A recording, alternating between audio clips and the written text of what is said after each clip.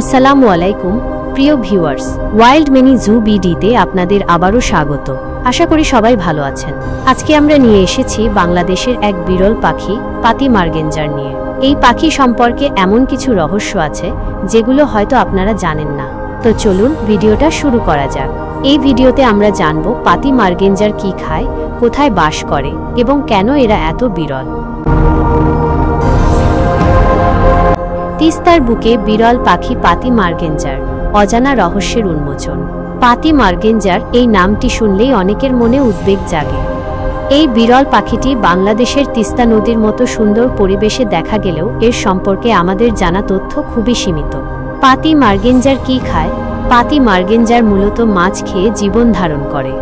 এর লম্বা এবং ধারালো ঠোঁট মাছ ধরার জন্য বিশেষভাবে উপযোগী। ছোট ছোট মাছ, ইলিশের পোনা ইত্যাদি এর প্রধান খাদ্য। জানেন কি, পাতি মার্গেঞ্জারের ঠোঁট এতই শক্ত যে এরা পানির নিচে ডুবে মাছ ধরতে পারে। বাংলাদেশে পাতি মার্গেঞ্জারের সংখ্যা দিন দিন কমে যাচ্ছে। পাতি মার্গেঞ্জারের বাসস্থান।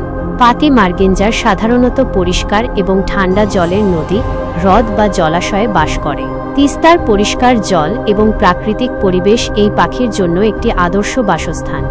বাংলাদেশে পাতি মার্গেঞ্জার আবাসিক নাকি পরিযায়ী? পাতি মার্গেঞ্জারকে বাংলাদেশে একটি পরিযায়ী পাখি হিসেবে বিবেচনা করা হয়, অর্থাৎ এরা শীতকালে বাংলাদেশে আসে এবং গ্রীষ্মকালে উত্তর দিকে চলে যায়। তবে কিছু গবেষকের মতে কিছু পাতি মার্গেঞ্জার বাংলাদেশেই বসবাস করতে পারে। কেন পাতি মার্গেঞ্জার বিরল? পাতি মার্গেঞ্জার বিরল হওয়ার কয়েকটি কারণ রয়েছে। আবাসস্থলের ধ্বংস, নদী, হ্রদ দূষিত হওয়া, জঙ্গল কাটা ইত্যাদির ফলে এদের বাসস্থল ধ্বংস হচ্ছে। শিকার, অবৈধ শিকারের কারণেও এই পাখির সংখ্যা কমছে। খাদ্যের অভাব, জলের দূষণের ফলে মাছের সংখ্যা কমে যাওয়া এই পাখির জন্য খাদ্যের সংকট সৃষ্টি করছে। আমরা কি করতে পারি? পাতি মার্গেঞ্জারকে বাঁচাতে আমরা সবাইকে একসঙ্গে কাজ করতে হবে। পরিবেশ রক্ষা, নদী, হ্রদ পরিষ্কার রাখা, জঙ্গল না কাটা ইত্যাদি। শিকার বন্ধ। পাখি শিকার করা আইন বিরোধী, এটি বন্ধ করার জন্য সচেতনতা সৃষ্টি করা। সরকারি উদ্যোগ। সরকারকে এই পাখি সংরক্ষণের জন্য বিশেষ উদ্যোগ গ্রহণ করতে হবে। আশা করি এই তথ্যগুলো আপনার জন্য উপকারী হবে। পাতি মার্গেঞ্জারের মতো বিরল পাখিদের রক্ষা করা আমাদের সবার দায়িত্ব।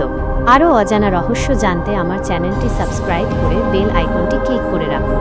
আজকের জন্য এটুকুই। আগামী ভিডিওতে আবারও দেখা হবে। সবাই ভালো থাকবেন, সুস্থ থাকবেন। আল্লাহ হাফেজ।